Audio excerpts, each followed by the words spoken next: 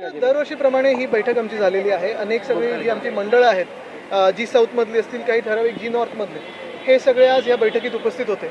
आणि प्रामुख्याने रस्त्यांचे हाल, परवानग्या, ओव्हरहेड वायर्स ह्याच्यावर चर्चा झाली आणि मला वाटतं ते सुटतील विषय असं दिसलं. यंदाच्या गणेशोत्सवात मोठ्या अडचणी ओव्हरहेड वायर्स आणि उलट्या एल शेप जे सिग्नल्स लावलेले आहेत ती सुद्धा अडचणीचं ठरू शकते. तर त्या बाबतीत काही तोडगा काढण्यात निश्चितपणे. आणि ओव्हरहेड वायर्स जर आपण पाहिल्या तर सर्व मुंबईमध्ये हा वाढत चाललेला आहे. जास्तीत जास्त या ओव्हरहेड वायर्स अनधिकृत आहेत, पण हे येऊ कसे शकतात, यायला कशा दिल्या, हा देखील एक मोठा प्रश्न आहेच. कोण ह्याला मदत करत आहे?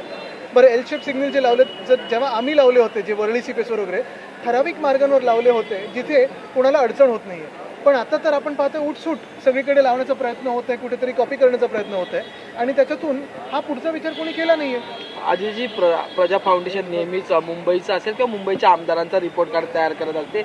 यंदाच्या रिपोर्ट कार्डमध्ये आमीन पटेल, अस्लम शेख आणि ज्योती गायकवाड यांनी 1-3 नंबरला आनंद आहे, चांगला. पण आमचं रिपोर्ट कार्ड हा जनता ठरवत असते आणि जनता ठरवते. पण याच रिपोर्ट कार्ड मधून आमदार आणि मंत्री आशिष शेलार आणि राहुल नार्वेकर यांचं नावही नाहीये.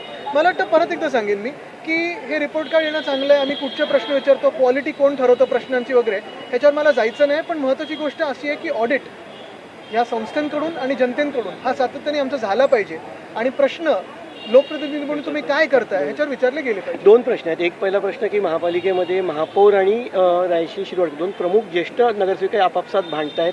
भाजपामध्ये समन्वय नाही आहे का महापालिकेमध्ये? असं केंद्रात पण होते असं मला कळलेलं आहे. असे अंतर्गत वाद मुंबई महापालिकेमध्ये ज्या पद्धतीने वादाची सुरुवात केली खरं तर बहुमत मिळालेलं आहे.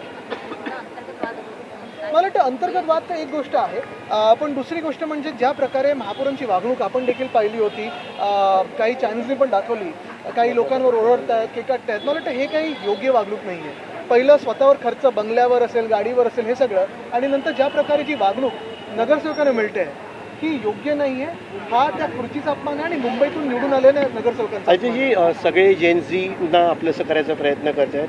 श्रीकांत शिंदे आज जेनझींशी संवाद साधायला आजपासून मुंबईतून सुरुवात करणार आहेत. काही उपयोग होईल का, काय सांगाल याच्यावर? जाऊ दे, त्याच्यावर मला नाही, पण श्रीकांत तरुणांची काही गोष्टी सुचतात, पण आता जाऊ दे. खासदार संजय राऊत यांनी राहुल गांधी यांची भेट घेतलेली. त्यांनी म्हटलं की महाराष्ट्र आणि देशाच्या विषयावर अनेक विषयांवर चर्चा केली. पण त्याच्यात आणखी एक महत्त्वाची लाईन आहे की राहुल गांधी यांनी अमित शहाना खूप मागं टाकलं असं सुद्धा त्यांनी म्हटलेलं आहे. कोई शक? मला तुम्ही एकच सांगा ना की लोकसभेच्या आता जे सत्र झालं त्याच्यात प्रधानमंत्री आणि गृहमंत्री हे हाऊसमध्ये का नाही आले किंवा का नाही येऊ शकले, ह्याचं देखील उत्तर मिळालं पाहिजे. आणि दुसरं उत्तर आम्हाला हे पण पाहिजे की पेलेट गन कोणी चालवली, AK-47 कोणी चालवली, लाठीचार्ज कोणी करायला लावला, वॉटर कॅनन कोणी चालायला लावला. आदिवासी वसतिगृहाच्या बातम्या माध्यमांकडूनही झाल्या होत्या. त्यानंतर एक विद्यार्थिनीने थेट राहुल गांधींच्या मंचावरून तो मुद्दा आता 10 दिवस ते सगळे विद्यार्थी उपोषणाला बसलेले आहेत, आंदोलन करत आहेत. सगळ्या राजकीय पक्षांनी त्याची दखल घेतलेली आहे. आणि मुख्यमंत्री, जसं मी सांगितलं ना, ॲलिस इन वंडरलँड, काल परवाकडे कुठेतरी त्यांनी सांगितलं की जेवढं आदिवासी विद्यार्थ्यांसाठी आणि त्या समाजासाठी त्यांनी केलं तेवढं कोणी नाही केलं. जर तसं असतं तर अशी परिस्थिती असती का? राहुल गांधींच्या मंचावरून ज्या विद्यार्थिनीने प्रेग्नन्सी टेस्ट केली जाते असा आरोप केला होता, मुलगी खोटं बोलते असं मंत्री अशोक उईके म्हणतायत. मला वाटतं काय आहे की कोणी काही प्रश्न विचारले की त्यांना अँटी नॅशनल, खोटं बोलतायत, इथे जा तिथे जा, हे सगळं बोलत असतात. सत्य परिस्थिती ही जाणून घ्यायला भाजपची हिंमत नाही आता. आणि सत्य परिस्थिती ही खूप वेगळी आहे. मुख्यमंत्री हे ॲलिस इन वंडरलँड झालेले आहेत. आदित्यजी प्रकारची चौकशी व्हावी अशी मागणी केली जाईल. निश्चितपणे मला वाटतं राहुल गांधींनी पण केलेली आहे. त्या विद्यार्थी पण तेच मागतायत की आम्हाला हे सगळं नको आहे. आणि जो अन्याय त्या समाजावर होत आहे किंवा त्या विद्यार्थ्यांवर होत आहे हा भयानक आहे. आदित्यजी, एक मिनिट, राज ठाकरे यांना भेटण्यासाठी आज ज्यांची कंत्राटाची बिलं थकीत आहेत ती मंडळी आली होती. MPSCच्या परीक्षेत झालेला गोंधळ असेल ते विद्यार्थी आले होते आणि इतर काही मुद्दे होते. 96,000 कोटी, जो प्रश्न 86,000 कोटींची सरकार दरबारी सोडवला जायला पाहिजे तो प्रश्न हे सगळे लोक आम्हाला सगळ्यांना भेटत असतात. मुख्य गोष्ट ही आहे की आज या शासनामध्ये कोणाचा विश्वास राहिलेला नाही आहे. मागच्या वर्षी देखील मी, सुनील शिंदेजी वगैरे आम्ही एका PWDच्या ऑफिसमध्ये गेलो होतो, जिथे आम्ही हेच सांगत होतो की पोलीस कॅम्प असेल किंवा इतर ठिकाणी स्वच्छता असेल, डागडुजी असेल, ही का नाही होते PWD कडून.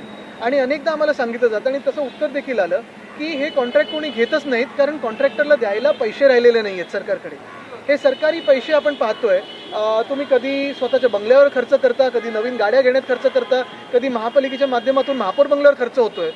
पण जे न आवडते किंवा खरोखर काम करणारे कंत्राटदार असतील त्यांच्यावर कधी खर्च होत नाही. लाडक्या कॉन्ट्रॅक्टरवर खर्च होतो. मला याला जोडून प्रश्न होता की जो प्रश्न सरकार दरबारी सोडवणं अपेक्षित आहे तसे अनेक प्रश्न थेट राज ठाकरेंच्या दरबारी तुम्हाला हे येतात. दिसलं असेल की आता विरोधी पक्षाकडेच सगळे यायला लागलेले आहेत. शासनामध्ये आता कोणाची विश्वासार्हता म्हणजे विश्वास नाहीये शासनावर, शासनाची विश्वासार्हता कमी झालेली आहे. अनेक वेगळ्या वेगळ्या विरोधी पक्षांकडे हे सगळे लोक जातात. शिवाजी पार्कात शिवाजी पार्क मुद्दा आहे. मात्र गणेशोत्सवामध्ये डीजे हटाव ही मोहीम आता घेतली जाते. पुण्यामध्ये बराचसा गदारोळ आहे. डॉल्बी असेल, लाऊडस्पीकर असतील, याच्यावरती सर्वसामान्य नागरिक जेव्हा प्रश्न उपस्थित करतात तेव्हा त्यांना सभागृहातून बाहेर काढलं जातं. तुम्हाला सांगू का, आता हा विषय इथे पण चर्चेला आला. काही भोंगे असतील, डीजे असतील, लाऊडस्पीकर असतील, माईक असतील. मला वाटतं शासनाने एक नियम ठरवणं गरजेचं आहे. आपण जेव्हा बघतो काही काही आमदारांच्या मतदारसंघामध्ये, काही काही नगरसेवकांच्या मतदारसंघामध्ये सगळं काही चालतं आणि काही काही लोकप्रतिनिधींच्या मतदारसंघामध्ये सगळं काही बंद करायचा प्रयत्न होतो. ही जी मनमानी हा जो कारभार आहे तो थांबून एक नियम सगळ्यांना लागू होईल आणि सगळ्यांना मान्य असेल तसा तो घेतला पाहिजे. शिवाजी पार्क डागडुजीसाठी आणि मेंटेनन्ससाठी MCA ला देण्याची अशी मागणी केली. बिलकुल नाही. झालं तर सभांवरती सुद्धा रिस्ट्रिक्शन आमचा ह्याला विरोध असेल. शिवाजी पार्क शिवतीर्थ ज्याला आम्ही मानतो, हे एक ऐतिहासिक मैदान आहे. संयुक्त महाराष्ट्रापासून आत्तापर्यंत आपण पाहतो आणि त्याच्या आधी देखील 1927 साली जेव्हा हे मैदान बनवलं गेलं किंवा त्याला नाव गेलं शिवाजी पार्क म्हणून, तेव्हापासून आत्तापर्यंत अनेक पक्षांच्या सभा झालेल्या आहेत, अनेक सामाजिक तिथे चळवळी उभारलेल्या आहेत, अनेक क्रिकेटर्स तिथून आलेले आहेत. हां, कोणाला CSRच्या माध्यमातून तिथे पैसे द्यायचे असतील डागडुजीसाठी ते तुम्ही मुंबई महानगरपालिकेला द्या, त्यांच्या माध्यमातून होईल. पण काही काही क्लब्स असे पण आहेत ज्यांनी एक पिच सोडून पिच वाढवलेले आहेत, प्लॉट वाढवलेले आहेत, ते अनधिकृत आहेत. त्याच्यावर पण देखील महानगरपालिकेने लक्ष घातलं पाहिजे.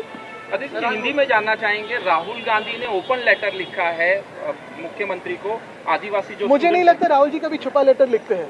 और दूसरी बात यह है कि जो उन्होंने लेटर लिखा है, आदिवासी विद्यार्थी, आदिवासी समाज के जो विद्यार्थी हैं पिछले 10-12 दिनों से आंदोलन कर रहे हैं, हड़ताल कर रहे हैं. जो लेटर में लिखा है अगर आप पढ़े तो वही सारे जो राजनीतिक दल है, जो सामाजिक संगठन है, वही मांग कर रहे हैं कि इनकी जो बातें हैं कोई जाके उनसे मिल तो लो, बात तो करो, डिस्कस तो करो, और जो भी बातें हैं उसमें कोई हल निकल सकता है. ऐसी कोई जटिल समस्या नहीं है. बात यही है कि जो उनकी मांग है उसमें कुछ बातें ऐसी कि अभी के अभी आप इसमें से हल निकाल सकते हो, तो क्यों नहीं कर रहे हो? क्या गुस्सा है आपके मन में कि अगर कोई विद्यार्थी बात पूछे तो आपको वो एंटी नेशनल लगने जाते हैं, आपको अर्बन नक्सल लगते हैं? क्या भाजपा के मन में इतना क्यों घृणा है उनके मन में? आदिवासी जो स्टूडेंट्स हैं उनकी कुछ बातें कही गई कि आने से पहले टेस्ट कराना पड़ता है. बिल्कुल, कुछ बातें बहुत ही भयानक है. हाँ. और खास करके अगर आप देखें तो महिला विद्यार्थी जो है उनसे तो बहुत सारी बातें ऐसी होती है जो अमनुष्य होनी भी नहीं चाहिए. लेकिन CM साहब को लगता है कि सब ठीक है और वो एलिस इन वंडरलैंड जैसे घूम रहे हैं. जो मराठी भाषा को लेके ऑटो टैक्सी ड्राइवर्स का मुद्दा था उसको लेके कल प्रताप सरनाईक बोले हैं कि जो मराठी नहीं मुझे बोल लगता सकते उनको टाइम है मुझे लगता है कल CM ने और ट्रांसपोर्ट मिनिस्टर ने उस पर जवाब दिया है. सर, सुप्रीम कोर्ट के जो जज है प्रसन्ना महाराष्ट्र के दौरे पर थे. उन्होंने कहा कि जिस तरीके से कुंभ में 32,000 करोड़ का पैसा दिया जा रहा है, अगर उसका 1% भी मराठी स्कूलों में देते तो स्कूलें चालू रहती थी. 100% सही बात है.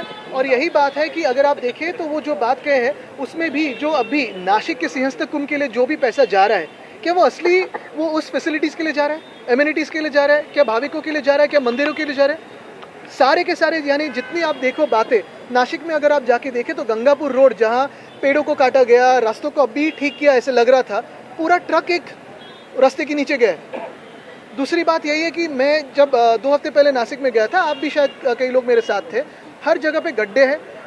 कुंभ के नाम पे बहुत सारे काम निकाले गए लेकिन कोई काम कंक्लूड नहीं हुए और क्वालिटी भी बहुत ख़राब है. तो ये बहुत बड़ा, जैसे अयोध्या में चंदा चोरी हुई वैसे ही ये भ्रष्टाचार लगने लगा है. गणपति बप्पा की मूर्ति पर जिस तरीके से गणपति बप्पा की मूर्ति पर जिस तरीके से अंडे फेंके गए, उस पूरे मामले को लेकर कहीं न कहीं नाराजगी देखी जा रही है. किस तरीके से मुझे लगता है लॉ एंड ऑर्डर इसमें बहुत अहम बात होती है. मुंबई में कभी भी ऐसी घटना कभी भी इसके पहले हुई नहीं थी, या ज़्यादातर के आप देखो तो हर एक इलाके से जाते हैं और हर धर्म के लोग गणपति बाप्पा का स्वागत करते हैं. ये जो घटना हुई है आज भी, मुझे लगता है CM साहब ने अभी भी कोई इस पर बयान दिया नहीं है, स्पष्ट बात की नहीं है कि कौन था, क्या पकड़ा गया है, क्या क्या एक्शन हुई है, क्या ऐसे क्या बात है कि भाजपा के ही कार्यकाल में ऐसी सब चीज़ें होती है. महाराष्ट्र के जो ट्रांसपोर्ट मिनिस्टर उनके फैसले के बाद कहीं कहीं मराठी और कल मुझे लगता है CM ने और ट्रांसपोर्ट मिनिस्टर इस पर जवाब दिया है. सर, मुंबईतल्या मैदानाला गेले तुम्ही आंदोलनाला छेडली, परंतु त्या आंदोलनानंतरही सरकारकडून अजूनही उत्तर काही आलेलं नाही. उत्तर आता त्यांच्यामध्ये कुसबूस सुरू झालेली आहे. बँड्रा वेस्टचे असतील, जुहू अंधेरीचे असतील, मुलुंडचे असतील लोकप्रतिनिधी, आमदार खास करून, हे स्वतःच्या मतदारसंघामध्ये जी हाक आहे तिकडचे जे नागरिक मागतात की आमची मैदानं ही मोकळीच राहिली पाहिजेत, बिल्डर आणि आवडत्या कॉन्ट्रॅक्टरच्या घशात घालू नका, मुख्यमंत्री ते देत आहेत, त्याच्या विरुद्ध ही लाट कशी खेचून घेणार आहेत हे त्यांनी विचार करणं गरजेचं आहे. आपण पाहिलं असेल अंधेरीमध्ये आणि जुहूमध्ये 3 प्लॉट एका ट्रस्टच्या घशात घातले जातात. मुलुंडमध्ये ओपन स्पेसचा प्लॉट पेट्रोल पंपसाठी दिला जातोय. नेव्हिल डिसूझा भाजपच्या एका कोणाच्या तरी कॉन्ट्रॅक्टरच्या हातात दिला जातोय. तिकडच्या लोकप्रतिनिधी, तिकडच्या आमदारांनी तिकडच्या जनतेला तर उत्तर देणं गरजेचं आहे. काही ठिकाणून मला हे पण कुसबूस येते कानावर की जनता आता ही मागणी करते की आम्हाला राईट टू रिकॉल हवा आहे. जर आमचे आमदार आमचे मोकळी मैदानं वाचवणार नसतील तर आम्हाला ते आमदार म्हणून नको आहेत. तिकडे ती चर्चा सुरू झालेली आहे. गोरेगावच्या मोतीलालनगर रिडेव्हलपमेंट प्रोजेक्टमध्ये अदानी रिडेव्हलपमेंट करते. 11 मैदानं जी आहेत त्या भागाची ही जात आहेत. तिथे रिडेव्हलपमेंट तिकडची स्थानिक मुलं आंदोलनाच्या पवित्र आहेत. 11 मैदानं गोरेगाव मोतीलालनगर ते लोकांना भेटून पुढचा आम्ही निर्णय घेऊ. सांसद नितिन गडकरी जी ने एक सभा में भाषण करते समय कहा है कि अब नई पीढ़ी को जो है वो संधि देनी चाहिए क्योंकि अब मैं ज़्यादा काम नहीं कर सकता. देखिए उस पर मैं कुछ बयान नहीं दूंगा. वो उनकी उम्र की बात कर रहे थे और उनके स्वास्थ्य की बात कर रहे थे. मैं उनमें से नहीं हूँ जो किसी का कुछ खराब चिंतेगा. लेकिन ये बात है कि आज भी जो नेशनल हाईवेज है उनके गड्ढे भरे नहीं है. दुबई के राजा ने बुलाया होगा लेकिन अभी तक रास्ते ठीक नहीं हुए. गोड साखर कडू होत चाललेली आहे. मोठा गैरव्यवहार यामध्ये असण्याची शक्यता आहे. मला वाटतं ते आहे. पण इथेनॉलवर कोण बोलतंय? इथेनॉलवर जनता बोलते. सरकारकडून काही आलं नाही अजून. आणि पहिल्यांदा एका दशकामध्ये तुम्हाला साखर इम्पोर्ट करायला लागते आणि साखरेचे भाव वाढलेत एका दशकात पहिल्यांदा. खूप मोठी गोष्ट. तसं पाहिलं तर महाराष्ट्र असेल, उत्तर प्रदेश असेल, इथून आपण पाहतो साखर कारखाने खूप मोठ्या संख्येत साखर प्रोड्यूस करतात. पण आता इथेनॉल प्रोड्यूस करायला तुम्ही लावताय त्यांना आणि तुम्ही पेट्रोल पंपना फोर्स करताय, लोकांवर फोर्स करताय, जोर जबरदस्ती करताय. हा विरोध हा वाढत जाणार आहे. सर, मुख्यमंत्र्यांचा आज पुन्हा दिल्ली दौरा आहे. यावरती चर्चा आहे की ते काल कॅबिनेट पण लवकर घेतली असं मी ऐकलं होतं. मंगळवारी पहिल्यांदाच मुख्यमंत्र्यांनी समन्वय समितीची बैठक ही त्यांच्या उपस्थितीमध्ये घेतली. अंतर्गत वाद मिटवावा हा म्हणजे त्यांचा दृष्टिकोन होता प्रामुख्याने त्या बैठकीत. मुळात महामंडळ वाटप करणं अडचणीचं ठरतं. जरा